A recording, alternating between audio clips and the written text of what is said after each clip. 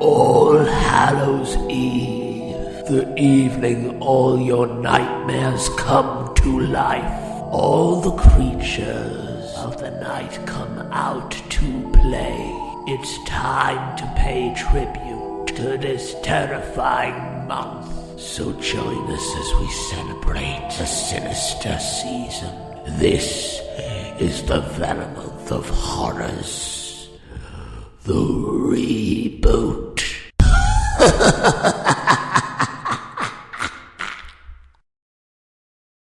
You know, horror movies really do get a bad rep. They're often constantly stereotyped with all of the bad cliches and horror movie tropes that we've seen over and over again and have really grown to hate over the years. Why not take a look at the movie that pretty much created all of those? John Carpenter's Halloween, released on October 25th, 1978, literally begins with our killer, 6-year-old Michael Myers, inexplicably grabbing a kitchen knife, going upstairs just after his older sister Judith has had the world's fastest quickie. No, like, they go upstairs, 20 seconds later he comes back down and just leaves. Michael then butchers his sister before returning downstairs to his parents, who just conveniently returned home, and realistically just stare at the 6-year-old son covered in blood holding a knife instead of, you know, "Hey, you little shit, what have you done?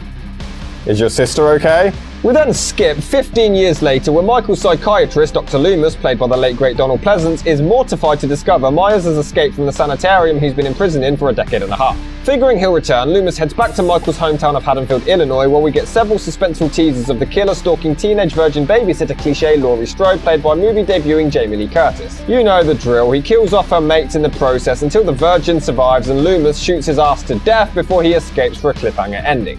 After John Carpenter's previous work, film producer Irwin Yablans and financer Mustafa Akkad contacted him to direct a movie about a psychotic killer that stalks babysitters. Yablans stated, "I was thinking what would make sense in the horror genre, and I wanted to make a picture that had the same impact as The Exorcist." Carpenter and his girlfriend at the time, Deborah Hill, wrote a story originally titled The Babysitter Murders, but Yablans suggested setting it on Halloween night, hence the title change. Mustafa Akkad put up $300,000 for the budget, which was actually really low at the time. Akkad was quite fearful about the project too, but claimed, "Two things made me decide to go for it. One, Carpenter told me the story verbally and in a suspenseful way, almost frame for frame. Second, he told me he didn't want to take any fees for it, and that showed that he had confidence in the project." Carpenter only received $10,000 for the picture, which he directed, wrote, and composed the score for, and retained only 10% of the movie's profits. Mustafa Akkad was actually very disinterested in the movie and only went along with it because of the enthusiasm of the director. However, once it became a box office success, he went on to be a part of every single sequel of the franchise before passing away in 2005. The script took approximately 3 weeks to write, and Carpenter based a lot of it around the Celtic traditions of Samhain.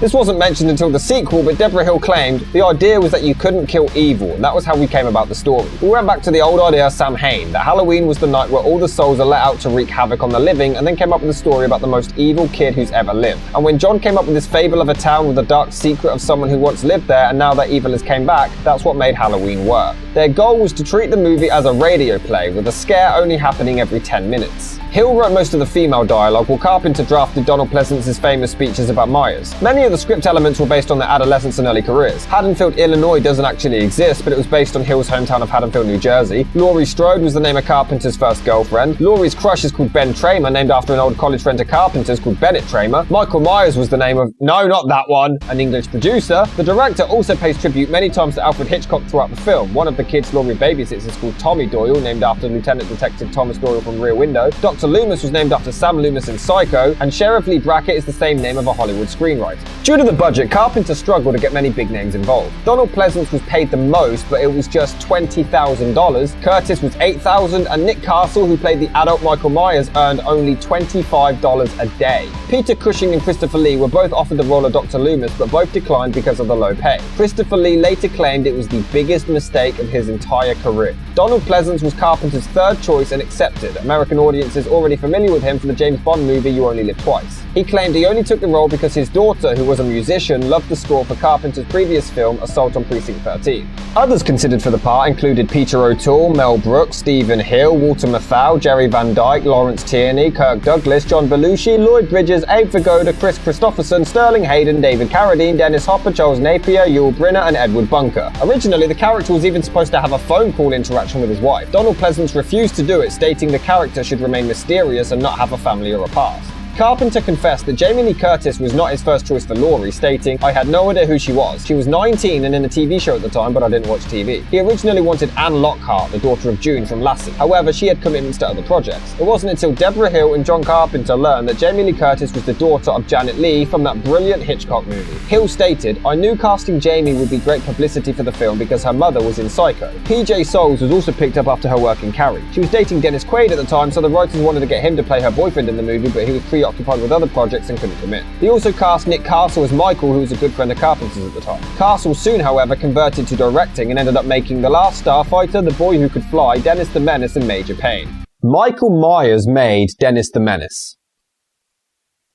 Actually, that does make sense when you really think about it. You think that's bad? Will Sandon, who played the 6-year-old Michael Myers, ended up becoming a police officer in Los Angeles. Way to turn your life of killing around, Michael. Good for you.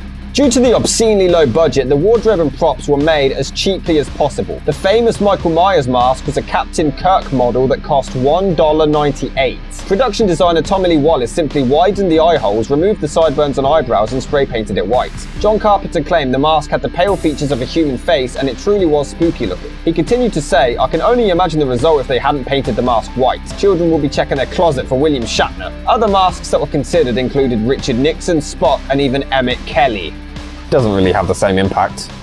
Deborah Hill stated the idea was to make the killer almost humorless, faceless, this sort of pale visage that could resemble a human or not. Many of the actors simply wore their own clothes, and Jamie Lee Curtis purchased her outfit at JCPenney for less than $100. The movie was originally supposed to take place over the course of several days, but the Halloween concept really helped the budget, cutting down on costume and location changes. Furthermore, many of the trick-or-treaters were actual locals and not really actors. Upon release, Halloween did poorly at first. The movie had little advertising and mostly relied on word of mouth, most critics seeming uninterested or dismissive. Many critics who were originally dismissive suddenly praised and were impressed by John Carpenter's choice of camera angles and simple music, and surprised by the lack of blood, gore, and graphic violence. Many critics blamed the movie specifically for spawning the slasher subgenre, which they felt had descended into sadism and misogyny. Decades after its release, Mick Martin and Marsha Porter ripped apart the film's first-person camera shots that previous critics had praised and many other directors utilized, such as Friday the 13th. Their problem was that it encouraged audiences to identify more with the killer, with the way the camera would move in on the screaming or the weapon or the pain. Amazingly, many feminist critics have ridiculed the movie for its sexism and for catering towards the male demographic. Aviva Briefel actually claims when Michael's face is temporarily revealed, it was supposed to give pleasure to the male viewers. She claims these moments are so masochistic in nature and give pleasure to men because they are willingly submitting themselves to the women in the film. They submit themselves temporarily because it will make their return to authority even more powerful. You hear that, guys?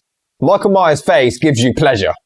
I mean, talk about clutching at straws. There's even feminist theories that Carpenter and Hill deliberately killed off anyone who had the nookie to show that promiscuous sex is wrong and the virgin survives but only by pure luck because she's a female. Did they even watch the same movie I did? Carpenter's actually responded to this and claimed that it was never intentional. He stated the teenagers who had sex died only because they were too preoccupied trying to get laid to notice a killer on the loose. Laurie survived because she was alone that night and therefore that more alert. He also explained that she's a virgin and therefore more sexually frustrated. She stabs Michael frequently to take out all of her stress and frustration, and it's supposed to be phallic imagery.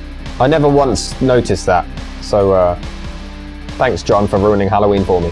Over the years, fans would actually tell John Carpenter that they were horrified at the disfigured face of Michael Myers when his mask is temporarily removed. However, it was just the actor's normal face. Carpenter stated this is evidence of the power of suggestion. The audience saw a monster on the screen and naturally assumed he was a monster underneath the mask, seeing a disfigured face that wasn't there. It's kind of mean though, thinking the actor's normal face is horrifying.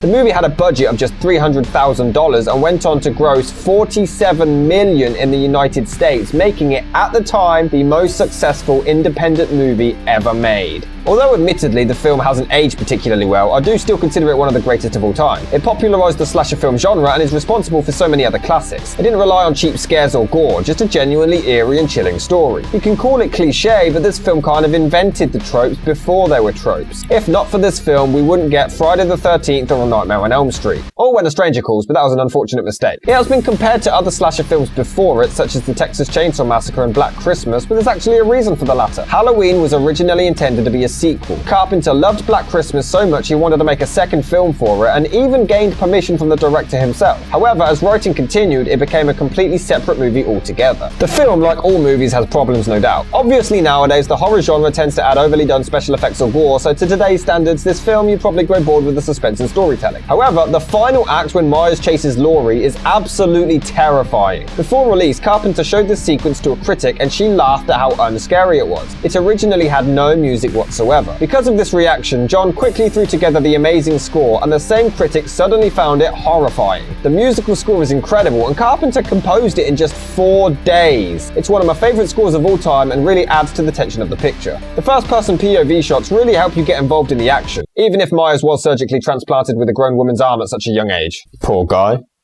There's long shots like this that really help build the suspense well. If I were to find faults, it would mostly be the acting performances. Annie, played by Nancy Kyes, is dreadful, and I mean dreadful, which serves a problem as she's in the majority of the movie. I hate a guy with a car and no sense of humor. My dad!